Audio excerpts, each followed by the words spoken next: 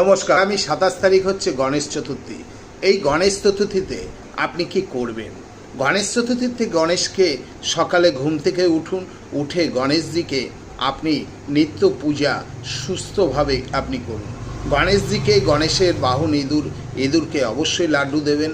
গণেশজিকে আপনি একটু মিষ্টি দিতে পারেন, কিন্তু গণেশজিকে সবসময় একটি লাল জবা ফুলের মালা এবং 21টি দুব্বা আপনি কি করবেন, একটি লাল সুতোয় পেঁচিয়ে গণেশজির সুরে কিংবা মাথায় দিয়ে দেবেন।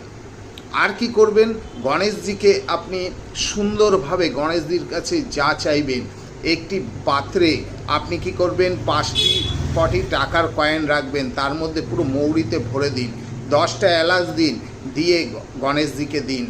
তারপরে কি করবেন, যখন গণেশজি বিসর্জন হয়ে যাবে ওই পয়সাটা আপনি আপনার বাড়ির সবাইকে দিন, একটু করে মৌরি দিন, একটি লাল কাপড়ে বেঁধে আপনার